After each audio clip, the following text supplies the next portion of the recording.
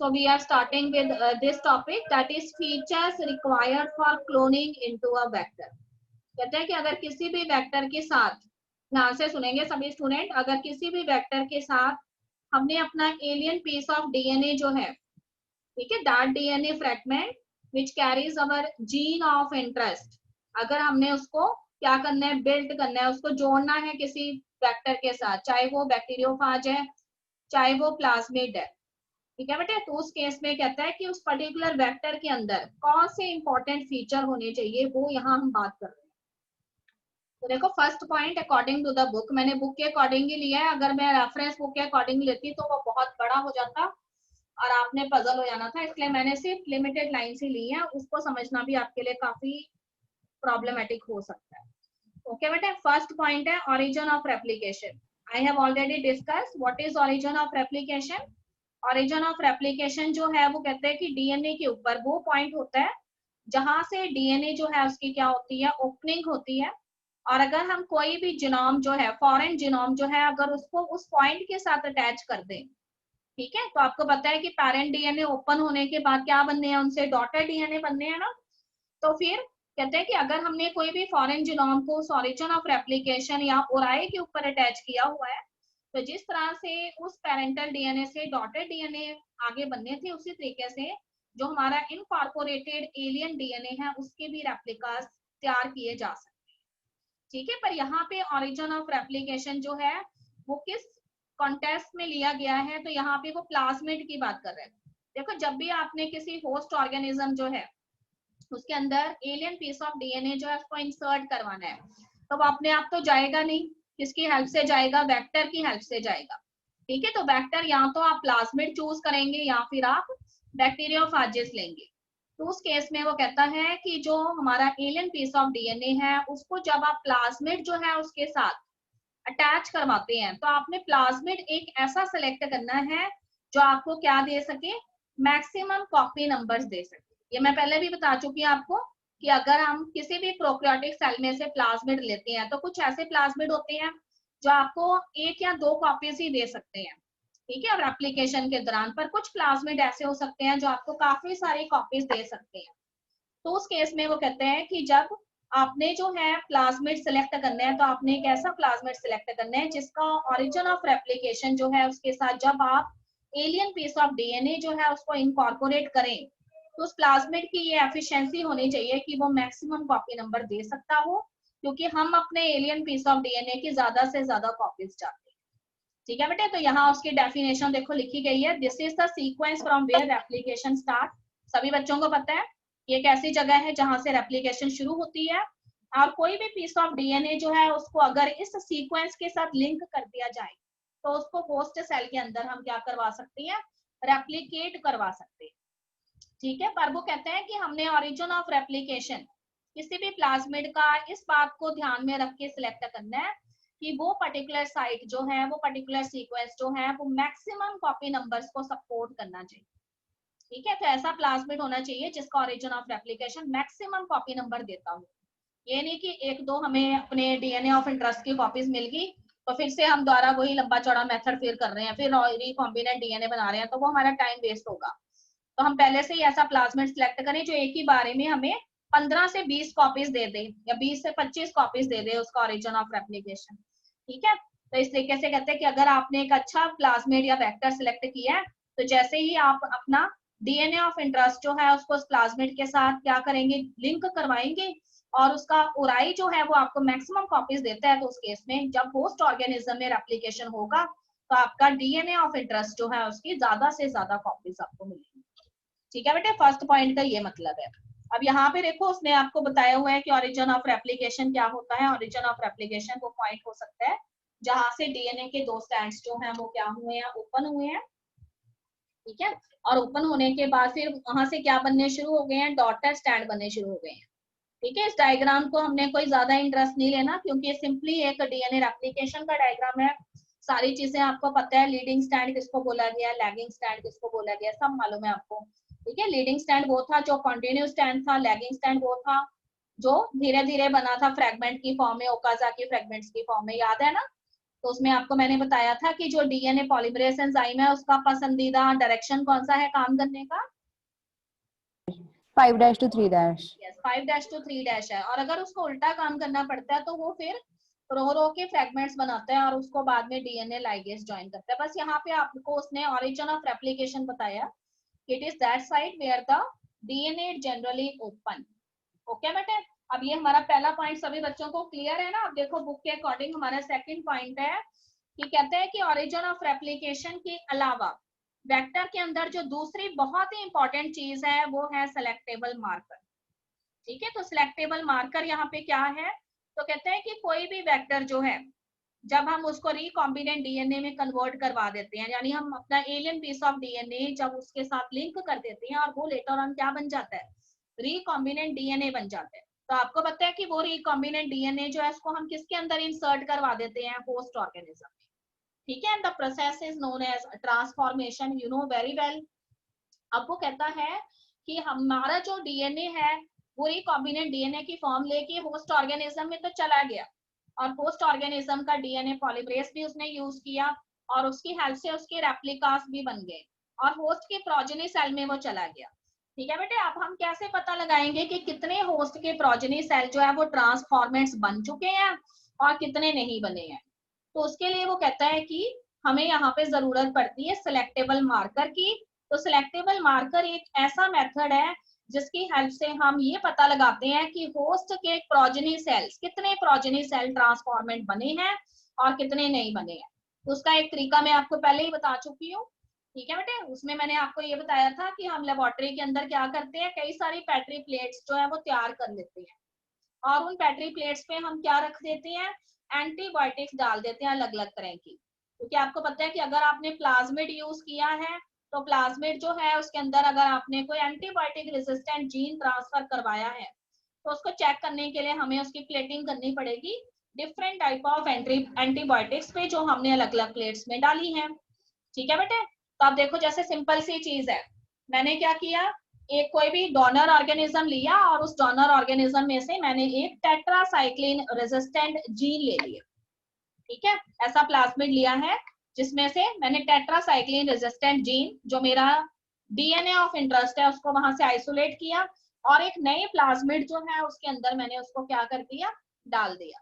ठीक है बेटे, ध्यान से सुनो। आप देखो जो नया प्लाज्मिड है उसमें भी तो अपने एंटीबायोटिक रेजिस्टेंट जीन होंगे ना पहले से। तो सपोज करिए कि जो मैंने अपना जीन उसके अंदर डीएनए ऑफ इंटरेस्ट डाला है उसको मैंने किसी ऐसी जगह पे उसके लोकेट कर दिया जहां पहले कोई और एंटीबायोटिक रेजिस्टेंट जीन था। सपोज करिए वहां पे एम्फिसिलिन रेजिस्टेंट जीन था, मैंने उस पे अपना नया इंसर्ट डाल दिया और उस एम्फिसिलिन की जगह पे अब वहां पे कौन सा जीन आ गया? टेट्रासाइक्लिन रेजिस्टेंट जीन आ गया। ओके बेटे, अब मैं चेक करना चाहती हूँ कि जो पुराना जीन था क्या उसकी एक्टिविटी लॉस्ट हो गई है और मेरी नई एक्टिविटी आ गई है। तो देखो पुराने में वो एम्फिसिलिन रेजिस्टेंट था, अब उस एम्फिसिलिन रेजिस्टेंट साइट के ऊपर मैंने कौन सा इंसर्ट डाल दिया है? टेट्रासाइक्लिन रेजिस्टेंट डाल दिया। ठीक, अब मैंने पैट्री प्लेट्स तैयार कर लेनी है, 2 पैट्री प्लेट्स तैयार कर ली। एक पैट्री प्लेट के अंदर मैंने टेट्रासाइक्लिन डाली है और एक पैट्री प्लेट जो है उसके अंदर मैंने क्या डाली है? एम्फिसिलिन डाली। ठीक है बेटे, तो अर्लियर तो वो क्या करता था, उसमें एम्फिसिलिन रेजिस्टेंट जीन था तो उस दौरान वो जब हम उसको ग्रो करवाते थे पैट्री प्लेट्स पे, ठीक है, तो टेट्रासाइक्लिन वाला जो है उस पे तो वो आसानी से ग्रो कर ही जाता था, पर एम्फिसिलिन वाली जो प्लेट थी उसके ऊपर वो क्या करता था? उसकी ग्रोथ जो है वो नहीं होती थी, बिकॉज क्या होता था वहां पे? एम्फिसिलिन रेजिस्टेंट जीन था। Kevin what are you doing बेटे? केविन मजे कर रहा है बीच में, है ना? इधर उधर नेम क्या चल रहा है? नहीं मैम। ये छोटे बच्चे करते होते हैं। मैं देख रहा था ये क्या चीज है। अच्छा, अब इसने सारी कंप्यूटर की जितनी भी चीजें हैं वो सीख लेनी है, चाहे अपनी बायोटेक का कुछ भी ना है उसमें। ठीक है, कंप्यूटर में जरूर एक्सपर्ट बन जाना है इसमें। चलो कोई नहीं, अब फिर से सुनो मैं क्या कह रही थी। मैं आपको ये कह रही थी कि हमने कोई भी होस्ट ऑर्गेनिज्म जो है उसमें से एक प्लाज्मिड जो है उसमें से कोई एंटीबायोटिक रेजिस्टेंट जीन आइसोलेट कर लिया और उसको होस्ट ऑर्गेनिज्म जो है उसके अंदर भेजने के लिए उसको किसी दूसरे प्लाज्मिड के अंदर डाला। ठीक है, पर कहता है कि दूसरे प्लाज्मिड में भी तो अपने एंटीबायोटिक रेजिस्टेंट जीन है ही, तो उस केस में हमने क्या किया? उसको किसी ऐसी जगह पे डाल दिया जहां कोई पहले और एंटीबायोटिक रेजिस्टेंट जीन था। सपोज करिए वो एम्फिसिलिन था, अब उस पर टेट्रासाइक्लिन वाला हमने क्या कर दिया, सेट कर दिया। ठीक है बेटे, अब हम चेक करना चाहते हैं कि क्या उनका पुराना इफेक्ट खत्म हो गया और उसमें नया इफेक्ट आ गया है, तो हमने पेट्री प्लेट्स तैयार कर ली अलग अलग तरह की और उसमें अलग अलग एंटीबायोटिक डाल दी।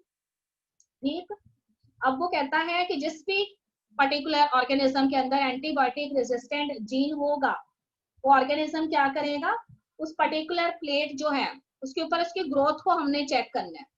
ठीक है, तो पहले उसमें एम्फिसिलिन रेजिस्टेंट जीन था, तो इसका मतलब एम्फिसिलिन एंटीबायोटिक जो है वो उसके ऊपर कोई इफेक्ट नहीं कर पाती थी। ठीक, और उस केस में वो कहता है कि बैक्टीरिया जो है उसकी ग्रोथ जो है वो उसके अंदर देखी जाएगी। और अगर वो कहता है कि वो जीन जो है उसका इफेक्ट नलीफाई हो जाए और उसकी जगह पे हमने टेट्रासाइक्लिन डाल दिए, तो उस केस में वो कहते हैं कि पुराना वाला जो एंटीबायोटिक जीन है उसका इफेक्ट हट जाएगा और नए वाले का आ जाएगा, यानी टेट्रासाइक्लिन का आ जाएगा। ठीक है, तो फिर उसको ग्रो करवा के देखेंगे, तो ग्रो करवा के देखेंगे तो अब उसके अंदर देखो एम्फिसिलिन रेजिस्टेंट जीन की जगह पे कौन सा आ गया, टेट्रासाइक्लिन रेजिस्टेंट जीन आ गया। मतलब टेट्रासाइक्लिन वाली प्लेट के ऊपर जब आप उसको ग्रो करवाएंगे, तो उस केस में टेट्रासाइक्लिन एंटीबायोटिक जो है उसने क्या करना था, उसकी ग्रोथ जो है उसको रोकने की कोशिश करनी थी, पर क्योंकि उसके पास एंटीबायोटिक रेजिस्टेंट जीन टेट्रासाइक्लिन के लिए है, तो उस केस में उसकी ग्रोथ जो है वो देखी जाएगी। तो हमें पता लग जाएगा कि जो ग्रो कर पा रहे हैं इजीली वो कौन से हैं, ट्रांसफॉर्मेंट्स हैं, और जो ग्रो नहीं कर पा रहे हैं वो नॉन ट्रांसफॉर्मेंट्स हैं। ठीक है, इसको मैं फिर से लूंगी, बस यहाँ पे सिलेक्टेबल मार्कर का मैं आपको फंक्शन बता रही हूँ। हाँ जी नंदी। मैम अगर हम पहले एक को ले रहे हैं एंटीबायोटिक रेजिस्टेंस, उसके बाद हमें पता चल रहा है कि दूसरे को डाल के पहले वाले का जो इफेक्ट है वो नलीफाई हो रहा है, तो फिर हम डाल ही क्यों रहे हैं, सीधा ये वाला क्यों नहीं यूज कर रहे, क्या क्या नहीं यूज कर एम्पिसिलिन रहे वाला? बेटा, ऐसे एक्स्ट्रा देखो कुछ कुछ बैक्टीरियल सेल ऐसे हैं जिसके अंदर, ठीक है, एंटीबायोटिक रेजिस्टेंट जीन नहीं है। जैसे मैंने आपको बताया था कि साल्मोनेला में से हमने लिया था और उसको ई कोलाई में ट्रांसफर किया था और ई कोलाई में नहीं था पहले से कोई भी। ठीक है, तो उस केस में तो कोई प्रॉब्लम नहीं आई। यहाँ में मैं आपको डुअल वाला बता रही हूँ कि मैंने जिस उसमें से डोनर ऑर्गेनिज्म में लिया है उसमें से तो मैंने उसको एंटीबायोटिक रेजिस्टेंट जीन को आइसोलेट किया ही है, पर जिस प्लाज्मिड के जरिए मैं उसको होस्ट में डालना चाहती हूँ ना, उसमें अपने भी एंटीबायोटिक रेजिस्टेंट जीन है। ठीक है, उसकी कोई जगह खाली नहीं है उस प्लाज्मिड में, उसमें खुद के भी एंटीबायोटिक रेजिस्टेंट जीन है। तो इसलिए मैं उसको कोई खाली जगह मुझे ना मिलने की सूरत में मैं उसको किसी ऐसी जगह पे लोकेट कर दूंगी जहां पहले से कोई एंटीबायोटिक रेजिस्टेंट जीन है। तो उससे क्या होगा, जो नया इंसर्ट हमने किया होगा उसके फंक्शन आ जाएंगे उसके अंदर। ठीक है, पर पुराने वाले जो थे वो उसमें से क्या हो जाएंगे, गायब हो जाएंगे। अब बस हमने यही चेक करना है कि कितने जो है उन्होंने नए फंक्शन अपना लिए हैं और कितने जो है उसमें ट्रांसफॉर्मेशन नहीं हुआ है। तो उसी के लिए हम वो पेट्री प्लेट्स वाला मेथड करते हैं और फिर पता लगाते हैं। पर वो कहते हैं कि वो काफी लंबा चौड़ा मेथड हो जाता है, तो उसके लिए उसने एक ऑल्टरनेटिव मेथड भी यहाँ पे यूज किया है, क्रोमोजेनिक सब्सटेंस वाला, वो मैं थोड़े टाइम में बताऊंगी। ठीक है, बस यहाँ मैं आपको ये बता रही थी कि सिलेक्टेबल मार्कर क्या टेक्निक है। ठीक है, उसके बाद देखो यहाँ पे सिलेक्टेबल मार्कर के बारे में उसने बताया हुआ है कि ये सपोज करिए आपका जीन ऑफ इंटरेस्ट है। ठीक है, तो यहाँ पे अलग अलग तरह की साइट्स हो सकती है जिसमें पहले से ही कोई प्रीवियस जीन्स प्रेजेंट है। तो यहाँ तो अगर आपको खाली जगह मिलती है तो आप अपना जीन ऑफ इंटरेस्ट है उसको यहाँ पे आपने इनकॉर्पोरेट कर दिया। ठीक है, सपोज करिए यहाँ पे पहले कोई भी नहीं था इस तरह का, तो उस केस में तो कोई दिक्कत नहीं आएगी। ठीक है, पर अगर वो कहता है कि आपको खाली जगह नहीं मिलती है, सारी जगह पे कोई ना कोई जीन्स प्रेजेंट है, तो आपको अपना इंसर्ट जो है ना उसी के ऊपर ही रखना पड़ेगा। तो जो प्रीवियस जीन होगा उसकी एक्टिविटी यहाँ पे खत्म हो जाएगी और जो न्यू जीन आपने इंसर्ट किया है एलियन पीस ऑफ डीएनए की फॉर्म में, उसकी एक्टिविटी यहाँ पर आ जाए। ठीक है, तो यहाँ पे उसने बताया हुआ है कि selectable marker is required for maintenance of a plasmid in the cell. ठीक है, with the help of this selectable marker you are able to find out that how many progeny cells they become the transformants, और कितने progeny sales जो हैं वो transformants जो हैं वो नहीं बने। ओके बेटे, अब देखो यहाँ पे क्लोनिंग साइट्स के बारे में उसने क्या बताया, पॉइंट नंबर 3 है। तो अब वो कहता है कि जो भी आपने वेक्टर सिलेक्ट किया हुआ है, ठीक है, उसके साथ आपने क्या करना है, एलियन डीएनए जो है उसको लिंक करवाना है। अब वो कहता है कि जो आपका वेक्टर है उसको आपने पहले एलियन डीएनए अगर आप उसके साथ लिंक करवाना चाहते हो, इसका मतलब आपको आपके वेक्टर डीएनए जो है उसको आप प्लाज्मिड कह रहे हो, उसकी भी तो कटिंग करवानी पड़ेगी ना सेम रिस्ट्रिक्शन एंडोन्यूक्लियस से, ठीक है। तो अगर वो कहता है कि उस वेक्टर के ऊपर, देखो एंडोन्यूक्लियस जो है उसने उसकी कटिंग कैसे करनी है, उसने रिकॉग्निशन साइट्स जो है उसको आइडेंटिफाई करना है, ठीक है। पर अगर आपका वेक्टर ऐसा है जो एक से ज्यादा तरह के रिकॉग्निशन साइट्स रखता है, तो उस केस में वो कहता है कि आपको एक से ज्यादा फ्रेगमेंट्स मिल सकती हैं और आपका जो एंडोन्यूक्लियस एंजाइम है, ठीक है, वो या फिर और एंडोन्यूक्लियस एंजाइम जो है वो भी उसके ऊपर अप्लाई होकर एक से ज्यादा फ्रेगमेंट दे सकते हैं।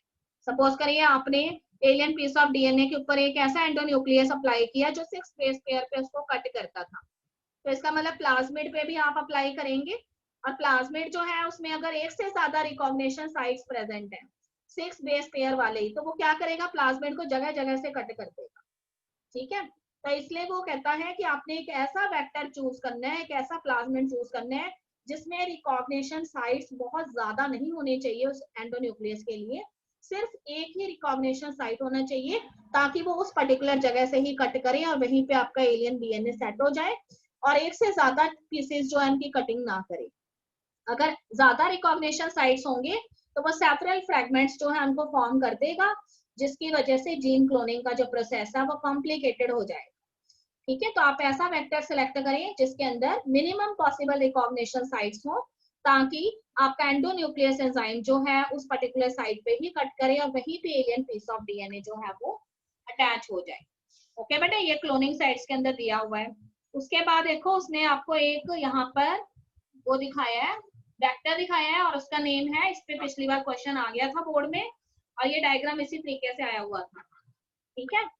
तो इसमें आपको जो वेक्टर नजर आ रहा है वो है PBR322, ठीक है, वेक्टर का नेम है ये।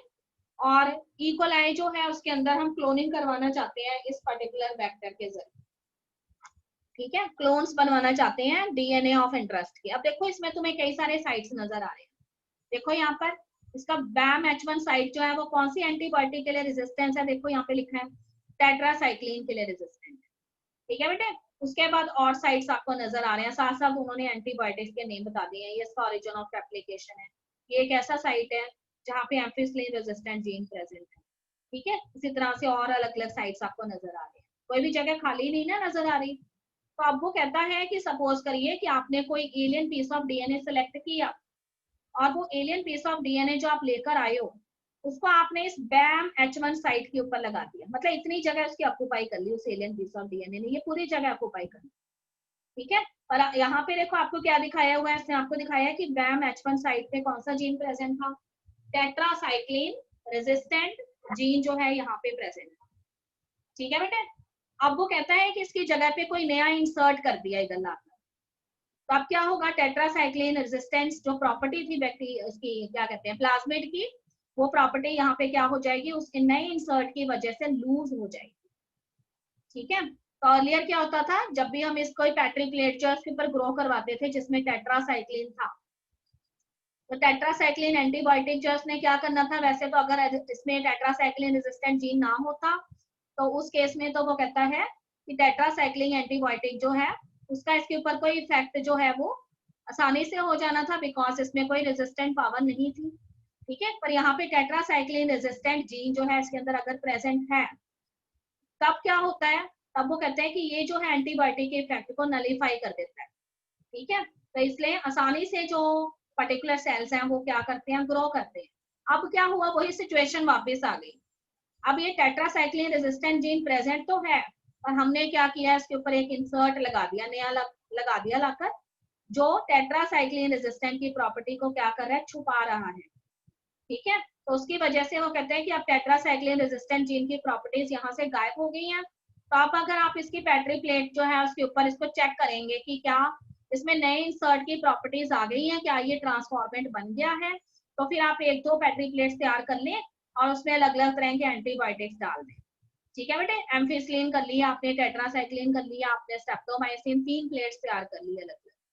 फिर आप देखेंगे कि ट्रांसफॉर्मेंट्स जो है वो कैसे ग्रोथ शो करते हैं, और जो नॉन ट्रांसफॉर्मेंट्स हैं वो कैसे ग्रोथ शो करते हैं। तो देखो नॉन ट्रांसफॉर्मेंट्स के साथ तो कोई प्रॉब्लम है ही नहीं, क्योंकि नॉन ट्रांसफॉर्मेंट्स वो हैं जिनके अंदर tetracycline resistant gene already present है, तो उस केस में वो कहता है कि उनका जो है अगर कोई और एंटीबायोटिक के ऊपर से ग्रो करवाएंगे, एम्फिसिलिन पे करवाएंगे या स्ट्रेप्टोमाइसिन पे करवाएंगे, तो ग्रोथ जो है वो नॉन ट्रांसफॉर्मेट्स जो है वो इजीली शो करेंगे।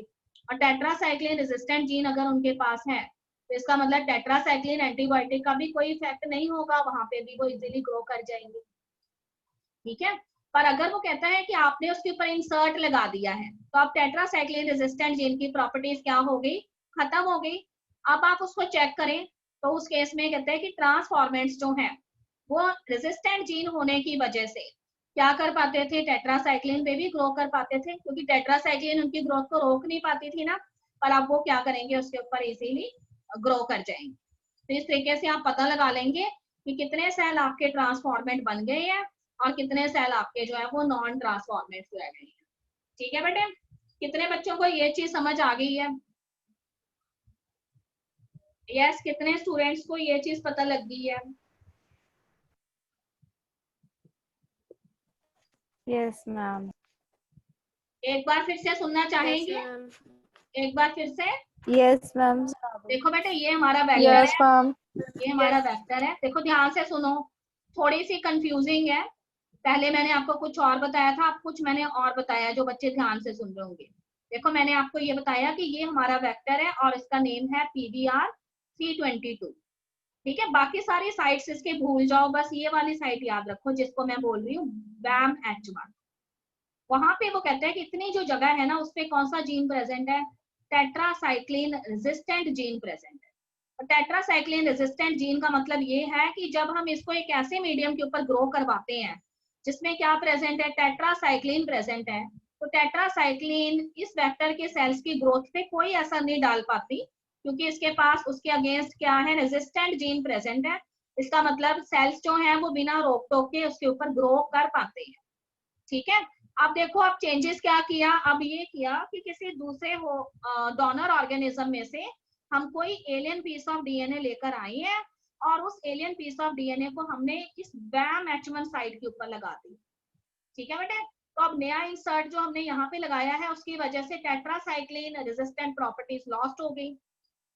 तो पहले क्या होता था, जब हम इसको टेट्रासाइक्लिन प्लेट के ऊपर ग्रो करवाते थे तो ये आसानी से ग्रो कर जाता था क्योंकि इसके पास रेजिस्टेंट जीन था। अब वो कहता है कि वो जीन जो है इसकी प्रॉपर्टीज लॉस हो गई है नए इंसर्ट के आने की वजह से। ठीक है, अब हम ये चेक करेंगे कि कितने ट्रांसफॉर्मेंट बन गए हैं, कितने नहीं बने हैं। तो ट्रांसफॉर्मेंट्स जो है उसको जब आप टेट्रासाइक्लिन एंटीबायोटिक की प्लेट के ऊपर ग्रो करवाएंगे तो अर्लियर तो वो क्या करते थे, उस पर इजिली ग्रो कर जाते थे, पर अब वो उस पे इजिली ग्रो नहीं करेंगे क्योंकि उनका टेट्रासाइक्लिन रेजिस्टेंट जीन यहाँ से जा चुका। ये चीज पता लगी बेटे? Yes, any problem? Yes ma'am. पता लगी ना? अब देखो उसके पीछे वाले पेज पर हूँ मैं, पेज नंबर 200 पर, पैराग्राफ नंबर 2 पर आपको एक हाईलाइट करके उसने एक टर्म लिखी हुई है जिसको उसने बताया इंसर्शनल इनएक्टिवेशन। ठीक है बेटे, तो अब वो कहता है कि जब भी हम कोई फॉरेन इंसर्ट जो है उसको किसी वेक्टर के ऊपर लगाते हैं तो वेक्टर की किसी साइड को वो ऑक्यूपाई कर लेता है। अगर तो वहां कोई जीन प्रेजेंट है तो उसकी एक्टिविटी जो है वो खत्म हो जाती है हमेशा के लिए। अब तरीका क्या है हमारा चेक करने का, हमारा चेक करने का तरीका ये है कि हम कई सारी कल्चर प्लेट्स तैयार करते हैं, उनके ऊपर अलग अलग तरह की एंटीबायोटिक्स डालते हैं और फिर उन एंटीबायोटिक्स पे ट्रांसफॉर्मेंट्स और नॉन ट्रांसफॉर्मेंट्स की ग्रोथ को चेक करते हैं। तो हमें पता लग जाता है कितने प्रोजेनी सेल ट्रांसफॉर्मेंट बने हैं और कितने प्रोजेनी सेल जो है वो ट्रांसफॉर्मेंट्स नहीं बने हैं। ओके बेटे, अब वो कहते हैं कि इतनी सारी प्लेट्स को तैयार करना, कल्चर करना, ये एक लंबा चौड़ा मेथड है, हमारा टाइम वेस्ट होता है इसमें। तो फिर साइंटिस्ट जो है उन्होंने एक नया मेथड यूज किया एंड दैट मेथड इज कि उनके अंदर उन्होंने एक क्रोमोजेनिक सब्सटेंस को यूज किया है। क्रोमोजेनिक सब्सटेंस ऐसे सब्सटेंसेस होते हैं जो क्या कर सकते हैं, एक पर्टिकुलर टाइप ऑफ कलर देते हैं। ठीक है, और यहाँ पे वो क्रोमोजेनिक सब्सटेंस जो है वो कहते हैं कि ब्लू कलर देते हैं, और ब्लू कलर जो है वो तब देते हैं अगर पर्टिकुलर बैक्टीरिया जो है उसके अंदर कोई इंसर्ट नहीं आया है, यानी पर्टिकुलर बैक्टीरियल सेल जो है अगर उसके अंदर ट्रांसफॉर्मेशन नहीं हुआ है, यानी बैक्टीरियल सेल नॉन ट्रांसफॉर्मेंट्स हैं, तो फिर कौन सा कलर देंगे, ब्लू कलर देंगे। पर अगर उसके अंदर कोई इंसर्ट आ गया है तो उस केस में वो particular bacterial cell blue colour नहीं देंगे। ठीक है, फिर से सुनेंगे, अगर बैक्टीरियल सेल ट्रांसफॉर्मेंट्स बन चुके हैं, यानी उनके अंदर इंसर्ट आ गया है, तो वो ब्लू कलर नहीं देंगे। पर अगर वो नहीं बने हैं, यानी वो नॉन ट्रांसफॉर्मेंट्स हैं, तो फिर वो कौन सा कलर देंगे? ब्लू कलर देंगे। ओके बेटा, अब देखो यहाँ पर उसी के बारे में मैंने लिखा, ये सारा वही पुराना है, नॉन ट्रांसफॉर्मेंट्स वगैरह। ठीक है, ये इंसर्शनल एक्टिवेशन के बारे में आपको बता रही हूँ। तो उसमें वो कहते हैं कि हमारे पास ई कोलाई बैक्टीरिया जो है, उसके अंदर एक खास तरह का एंजाइम होता है, और एंजाइम का नेम है बीटा ग्लैक्टोसाइडेस एंजाइम। ठीक है, ये एंजाइम आपने सुना हुआ है ऑक्ट्रॉन वाले में, अगर आपको याद हो। तो ये एंजाइम क्या करता है? लैक्टोज शुगर का ब्रेकडाउन करके उसको ग्लूकोज और ग्लैक्टोज में कन्वर्ट करता है, यही है ना। तो मैंने आपको जीन एक्सप्रेशन में बताया था कि अगर ई कोलाई बैक्टीरिया के पास लैक्टोज शुगर है, तभी उसे इस एंजाइम की जरूरत है, अदरवाइज उसकी जरूरत नहीं है, क्योंकि लैक्टोज का इसने ब्रेकडाउन करना है। अगर वो लैक्टोज शुगर जो है वो नहीं रखता, तो फिर उसने क्या करना है? एंजाइम लेकर। ठीक है, अब वो कहता है कि हमने हमेशा की तरह जेनेटिक इंजीनियरिंग में क्या किया, कोई डोनर ऑर्गेनिज्म जो है उसमें से एक एलियन डीएनए सिलेक्ट कर लिया, और उस एलियन डीएनए को हम क्या कर रहे हैं? एक वेक्टर के अंदर ट्रांसफर कर रहे हैं। ठीक है, तो ये हमारा जो एलियन डीएनए यहाँ पे इंसर्ट है। अब इस इंसर्ट को मैं ई कोलाई बैक्टीरिया के सेल्स के अंदर क्या कर रही हूँ? एक वेक्टर के अंदर ट्रांसफर कर रही हूँ, यानी उसके प्लाज्मिड के अंदर ट्रांसफर कर रही हूँ। अब वो कहता है कि उसका प्लाज्मिड जो है उसमें एक ऐसी जगह है जहां पे कौन सा जीन प्रेजेंट है? बीटा ग्लैक्टोसाइडेस को बनाने वाला जीन प्रेजेंट है। तो मैंने क्या किया? इंसर्ट लाई, और इंसर्ट को लाके मैंने प्लाज्मिड की उस जगह पे रख दिया जहां पे बीटा ग्लैक्टोसाइडेस एंजाइम अपनी एक्टिविटी कर रहा था। अब क्या होगा? बीटा ग्लैक्टोसाइडेस एंजाइम की एक्टिविटी के ऊपर गड़बड़ हो जाएगी, क्योंकि यहाँ पे इंसर्ट, नया इंसर्ट उसके ऊपर आ गया, यानी बीटा ग्लैक्टोसाइडेस एंजाइम की एक्टिविटी रुक जाएगी। ठीक है बेटे, अब वो कहता है कि मैंने चेक करना है कि कितने सेल जो है उसके अंदर ट्रांसफॉर्मेट बन गए हैं, कितने नहीं बने हैं। तो अभी मैंने आपको बताया, हमने सिंपली एक सब्सटेंस लेना है जिसको हम क्रोमोजेनिक सब्सटेंस कहते हैं, और उसको जो है सेल्स के ऊपर डाल देना है। ठीक है, तो जिन सेल्स के अंदर ब्लू कलर डेवलप हो जाएगा, जिन सेल्स में ब्लू कलर डेवलप हो जाएगा, इसका मतलब वो कौन से हैं? नॉन ट्रांसफॉर्मेंट्स हैं। और जिनके अंदर ब्लू कलर डेवलप नहीं होगा, इसका मतलब वो कौन से होंगे? ट्रांसफॉर्मेंट्स होंगे। तो मैं उनको आइसोलेट कर लूंगी, जो ब्लू कलर डेवलप नहीं करते हैं, इसका मतलब वो मेरे ट्रांसफॉर्मेंट्स हैं, उनमें नए इंसर्ट की प्रॉपर्टीज आ गई हैं, उसकी मैं फर्दर ग्रोथ करवाऊंगी, और हमारा जो डिजायर्ड जीन है उसकी एक्टिविटी को एक्सप्रेस होगी उसके अंदर, और मेरे को डिजायर्ड प्रोडक्ट मिलेंगे। और जो नॉन ट्रांसफॉर्मेंट्स हैं, जिनमें ब्लू कलर आ गया है, वो मेरे किसी काम के नहीं है, उसको मैंने क्या कर देना है? फेंक देना है। ठीक है बेटे, ये चीज पता लगी है? अब बताओ कितने बच्चों को ये चीज पता लगी है? Yes ma'am. Deven, Yes, ma'am. Gurpreet is present? No ma'am. अच्छा, बाकी बेटे तुषिता वगैरह, सिमरन, इन बच्चों को पता लग गया? तनविंदर? Yes, ma'am.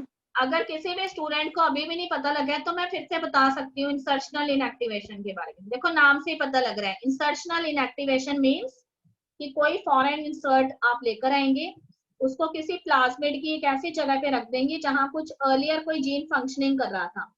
अब उस इंसर्ट को लगाने की वजह से उस जीन की फंक्शनिंग रुक जाएगी। सपोज करिए कि वो जीन कौन सा था? बीटा ग्लैक्टोसाइडेस को बनाने वाला जीन था। ठीक है, और मैंने फॉरेन इंसर्ट लाए, और उसके अंदर मैंने उसकी उस जगह पे लगा दिया जहां पे बीटा ग्लैक्टोसाइडेस एंजाइम बनना था। अब क्या होगा? जीन अपनी एक्टिविटी करेगा ही नहीं, तो बीटा ग्लैक्टोसाइडेस एंजाइम बनेगा ही नहीं। मैं पता लगाना चाहती हूँ कि क्या मेरा इंसर्ट सक्सेसफुल हुआ है कि नहीं हुआ है। तो मैंने एक क्रोमोजेनिक सब्सटेंस लेना है जो ब्लू कलर देता है, किसके साथ? नॉन ट्रांसफॉर्मेंट्स के साथ। तो मैं डाल दूंगी अपने सेल्स के ऊपर, प्रोजेनी सेल्स पे, और चेक करूंगी कि कितने सेल्स में ब्लू कलर डेवलप हुआ है और कितनों में नहीं हुआ है। जिनमें ब्लू कलर डेवलप हो गया, इसका मतलब वो नॉन ट्रांसफॉर्मेंट्स है, और जिनके अंदर ब्लू कलर डेवलप नहीं हुआ है, इसका मतलब उसमें इंसर्ट ने अपनी एक्टिविटी शो करती है, वो ट्रांसफॉर्मेंट्स है। नॉन ट्रांसफॉर्मेंट्स को फेंक दो, और ट्रांसफॉर्मेंट्स जो है उनको आगे लेके जाओ, क्योंकि वही हमारे जीन की क्या कर रहे हैं? क्लोनिंग कर रहे हैं नए जीन की। ठीक है बेटे, तो ये सारी चीजें मैंने यहाँ लिख दी है। सिमरन कोई प्रॉब्लम तो नहीं है बेटे? इसको मैं पढ़ूंगी नहीं, ये लंबा चौड़ा है, ये मैंने वैसे ही लिखा है ताकि मैं बाद में आपको सेंड कर दूंगी जो मैंने अभी No, ma'am. हाँ जी ठीक है बेटे, तो ये सारा मैंने इसके अंदर लिख दिया है। ठीक है, देखो लास्ट लाइन में मैंने लिखा है the presence of the chromogenic substrate gives blue colored colonies if the plasmid vector does not have insert. ठीक है बेटे, and presence of insert results into insertional inactivation of the enzyme. ठीक है, alpha कह लो या बीटा कह लो, कोई भी एक एग्जांपल उसने दिया हुआ है। तो कॉलोनीज जो है अगर उसमें ब्लू कलर नहीं आता है, इसका मतलब वो सारी रिकॉम्बिनेंट कॉलोनीज। ओके बेटे, अब देखो नेक्स्ट में उसने क्या बताया है, तो कहता है कि vectors for cloning genes in plants and animals. ठीक है, अब वो कहता है कि हम कोई प्लांट जो है या कोई एनिमल सेल है उसको हम ट्रांसजेनिक बनाना चाहते हैं। ठीक है, जैसे हम जेनेटिकली मॉडिफाइड ऑर्गेनिज्म कहते हैं। तो अब वो कहते हैं कि कैसे बनाएंगे, तो उसमें भी हमने अपना जो जीन ऑफ इंटरेस्ट है ना, उसको किसी वेक्टर के जरिए उसके अंदर ट्रांसफॉर्म करना है। ठीक है, तो इसके लिए वो यहाँ पे एक बैक्टीरियम यूज करता है और उस बैक्टीरियम का नेम है एग्रोबैक्टीरियम ट्यूमिफेशियन। ठीक है, एग्रोबैक्टीरियम ट्यूमिफेशियन जो है वो कैसे काम करता है, तो कहते हैं कि ये बैक्टीरिया जो इटसेल्फ है ना, ये कई सारी प्लांट्स के अंदर एज अ पैथोजन एक्ट करता है। मतलब कई प्लांट्स में ये प्लांट डिजीजेस करता है। तो हमने बस एक चालाकी करनी है इसमें कि ये बैक्टीरिया जो है जब भी ये किसी प्लांट के अंदर डिजीज कॉज करने जाता है, तो ये अपना जीनोम जो होता है ना उसको प्लांट के अंदर इंसर्ट कर देता है, अपना जेनेटिक मटेरियल प्लांट में डाल देता है। जो पैथोजेनिक जीन्स होते हैं इसके, वो प्लांट के अंदर जाके कैरेक्टरिस्टिक एंजाइम बना लेते हैं, उससे प्रोडक्ट बनते हैं और फिर प्लांट में डिजीज हो जाती है। ठीक है, तो उसमें वो कहते हैं कि ये खास तरह का डीएनए रखता है जिसको हम टी डीएनए कहते हैं। टी का मतलब यहाँ पे ट्यूमर डीएनए से है। तो ये अपना ट्यूमर डीएनए जो है उसको क्या करता है, बैक्टीरियल प्लांट सेल के अंदर डाल देता है बैक्टीरिया, और इस तरह से प्लांट के अंदर क्या अपीयर हो जाते हैं, ट्यूमर्स अपीयर हो जाते हैं। और ये ट्यूमर्स जो हैं वो क्या करते हैं, इस पर्टिकुलर बैक्टीरिया के सर्वाइवल के लिए क्या प्रोड्यूस करते हैं, सारी नेसेसरी चीजें प्रोड्यूस करते हैं, और इस तरह से ये फिर पूरी तरह से प्लांट में फैल जाता है और उसको खत्म कर देता है। अब देखो कुछ नहीं करना, हमने सिर्फ इसके जो हथियार हैं उसको छीन लेना है यहाँ पर। ठीक है, कैसे छीनेंगे कि हमें पता है कि ये अपना पैथोजेनिक टी डीएनए ट्रांसफर करता है, तो आप इसका टी डीएनए निकाल लो यहाँ पर। ठीक है, हमने क्या किया, इसका टी डीएनए निकाल के फेंक दिया और अपना जो एलियन डीएनए था उसको इसकी टी डीएनए की जगह पे सेट कर दिया। अब ये हमेशा की तरह स्मार्ट बन के जाएगा प्लांट में डिजीज करने के लिए, और ये अपने पैथोजेनिक जीन ट्रांसफर करने की सोच रहा होगा, पर इसको ये नहीं पता कि इसके पैथोजेनिक जीन तो पहले ही निकाल लिए गए हैं और उसमें क्या डाले हैं, जीन ऑफ इंटरेस्ट डाल दिए हैं, डिजायर्ड जीन डाल दिए हैं। तो इसने क्या करना है, वो डीएनए अपना ट्रांसफर करवाना है, पर उसके डीएनए की जगह पे हमारा एलियन डीएनए और वो चला जाना है उसके अंदर। तो आपको पता है कि अपना एलियन डीएनए पहुंचाना ही तो हमारा मकसद था ना। तो एलियन डीएनए एक बार चला गया तो फिर उसने क्या करना है, उसके क्रोमोसोम की और आई वाले साइड पे अपने आप को अटैच कर लेना है और इस तरह से उसके रेप्लिकास बनने लग जाने हैं। ठीक है, तो इस तरह से कहते हैं कि सिर्फ एग्रोबैक्टीरियम ट्यूमिफेशियन ही नहीं, उसके अलावा रेट्रोवायरसेस जो होते हैं जिसमें आरएनए जेनेटिक मटेरियल होता है, उसमें भी हम इसी तरीके से अपना जीन ऑफ इंटरेस्ट ऐड करके उसको एंटर करवा लेते हैं। ठीक है, तो इस तरह से देखो रेट्रोवायरसेस जो है उनके अंदर एबिलिटी होती है कि वो अपना जो पैथोजेनिक जीन है उसको नॉर्मल सेल्स के अंदर अगर ट्रांसफर करें तो वो कैंसरस सेल्स में कन्वर्ट हो जाती है। तो क्या करो, उसका वो निकाल लो डीएनए और उसमें अच्छा वाला डीएनए फिट कर दो।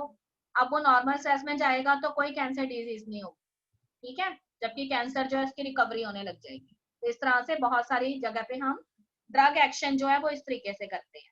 यहाँ पे देखो साइंटिस्ट है उसने ये बताया हुआ है कि इस तरह के जो पैथोजेनिक टूल्स होते हैं, इस तरह के बैक्टीरियाज के या वायरसेस के, उसको रिमूव करके जेनेटिक इंजीनियरिंग की हेल्प से हम उसमें जीन ऑफ इंटरेस्ट डाल देते हैं और वो जीन ऑफ इंटरेस्ट जो है वो हमारे एलियन डीएनए जो है उसको होस्ट में पहुंचाने का काम करते हैं। तो इस तरह से यूकैरियोटिक होस्ट जो है उसके अंदर ये क्या करते हैं, इसके जो पैथोजेनिक पार्ट है उसका रिमूवल होने से वो हमारे लिए बैक्टीरियम जो है वो यूजफुल वेक्टर्स बन जाते हैं यहाँ पर, क्योंकि यहाँ पे वो कोई पैथोजेनिक डीएनए नहीं ट्रांसफर करते, यहाँ पे वो हमारा जीन ऑफ इंटरेस्ट ट्रांसफर करते। ठीक है बेटे, तो इस टेक्निक को हम डिसआर्मामेंट ऑफ वेक्टर्स कहते हैं। मतलब हमने जो हमारे वेक्टर हैं जो असल में पैथोजन से उनके हथियार उनसे छीन लिए और उसमें अच्छी चीजें भर दी, अब वो आगे सिर्फ क्या करेंगे, अच्छा करेंगे ह्यूमन वेलफेयर के लिए। ठीक है, तो इस तरह से अब वो बुरे नहीं रहे, एनिमीज नहीं रहे, वो आपके फ्रेंड्स बन गए। ठीक है बेटे, कोई प्रॉब्लम तो नहीं यहाँ तक। अब आपने बुक में ना पेज नंबर 200 जहाँ पे कॉम्पिटेंट होस्ट लिखा हुआ है टॉपिक, उससे ऊपर तक पढ़ लेना है आज ही पढ़ेंगे, नहीं तो कल पढ़ेंगे तो फिर नहीं पता लगना, अभी आपके माइंड में ताजा है बिल्कुल चीजें। ठीक है, यहाँ तक आपने पढ़ लेना है। अगर इसकी एक बार रीडिंग ले ली इसका मतलब सारी चीजें